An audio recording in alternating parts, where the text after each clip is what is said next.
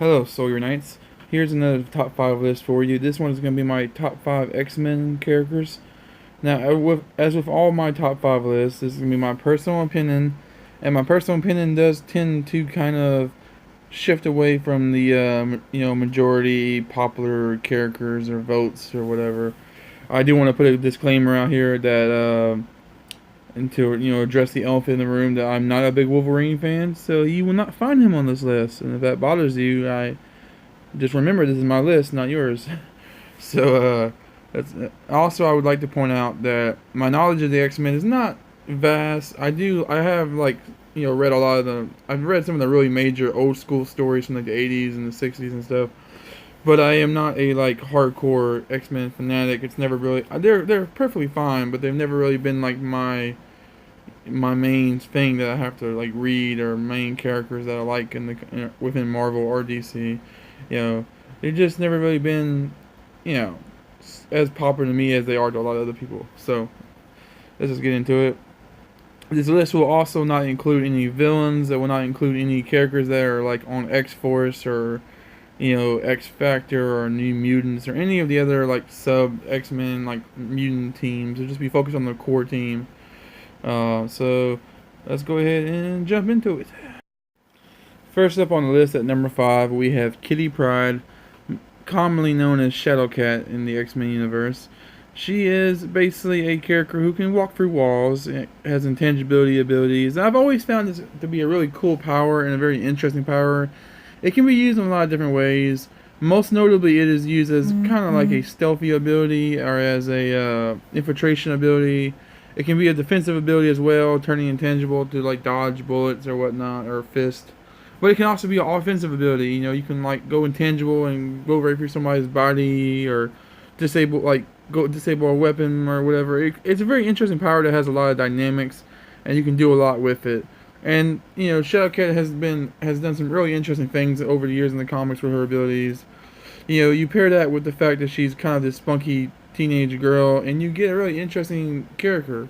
Also, she has a pet dragon. I don't know if I mentioned that, but it needs to be mentioned because that's really cool. A freaking purple pet dragon that follows her around. How cool is that?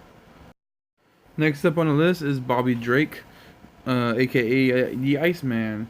I have always really enjoyed Iceman ever since my days as a kid, watching the old Spider-Man, His Amazing Friends show, and and just I really enjoyed him in the original X-Men run, especially when he was drawn as an actual snowman. That was really awesome. It's another ice powers are another power that's just really fun and creative, especially for the artist. You can do a lot of stuff with it. It can be very useful in a lot of ways, and you can be very imaginative with it. And that's what I like about Iceman, is that a lot of times he's very imaginative with the use of his abilities. Also, Bobby Drake's personality is just interesting. Originally, I don't know what he is too much anymore besides gay. I do know they made him gay recently in the comics, which is here or there.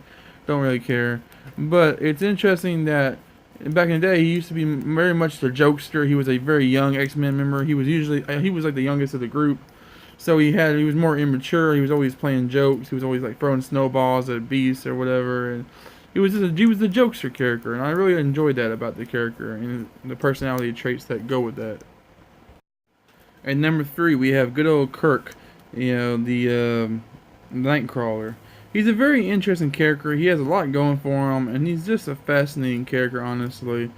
On surface level, he's one of those mutants that has a physical mutation where he doesn't look like the norm. He doesn't look like normal humans. He's very monstrous in his appearance, which has caused him, of course, a lot of headache, a lot of prejudice, and all that.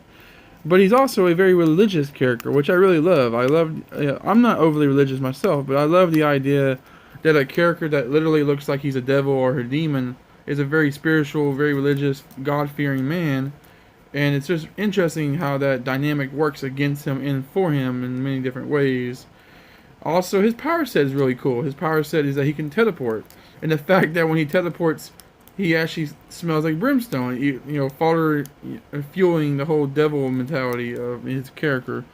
But yes, it's very interesting that he had teleporting, and again, another very cool power. You can do a lot with that power, and the limitations of that power are very interesting within his character. Also, the fact that he's a fencer and he's an acrobat. You know, he has a background in the circus. He just has a lot of interesting traits that work well to kind of make him a really cool character. Next up at number 2, we have the Raging Cajun, Gambit himself. So, I'm not biased at all with Gambit, not at all. I live in Louisiana. I live in the Boot State. I live 2 hours away from New Orleans. I'm not biased at all about liking Gambit just because of his location and his heritage. No, not at all. But I do really enjoy the character. Oh, other than that, I love his power set. I love the idea that he can just kinetically put energy and stuff. He can basically make anything a bomb. That's really cool.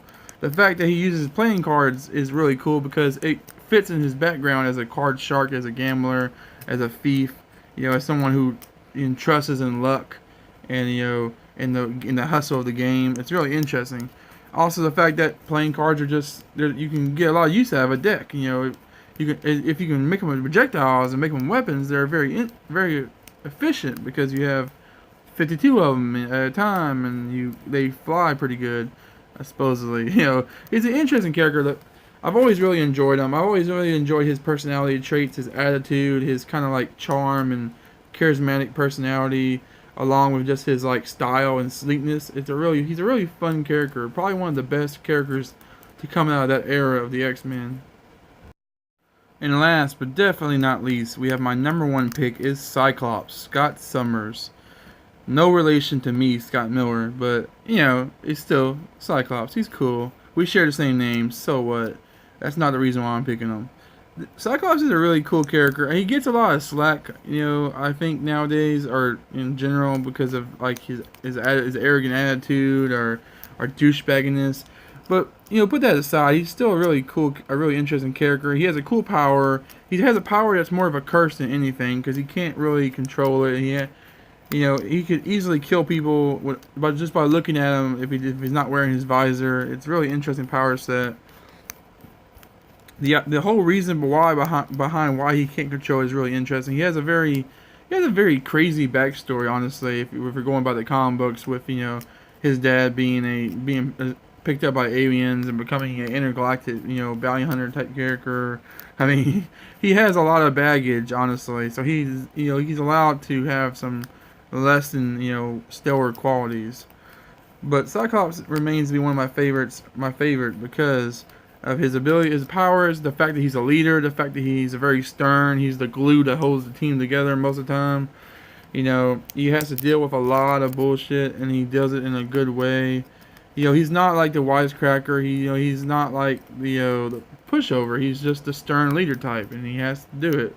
It's like my brother used to always say. No perfect person that's sane wants to be a leader. It's only people that have fractures, that have faults, that want to be a leader. And even though he does have faults, he still does a good job at it, I think. I mean, plus him and Jean's relationship is one of the most interesting, most tragic back and forth in a romance I've ever seen in comic books. It's just the classic Phoenix Saga just really, really is nostalgic for me. Well, okay, everybody, that's my top 5 list for my favorite X-Men characters. Like, comment, subscribe, especially comment, let me know what your top 5 X-Men characters are, who you would pick. And yeah, see you guys later, and I appreciate you guys checking this video out. Peace.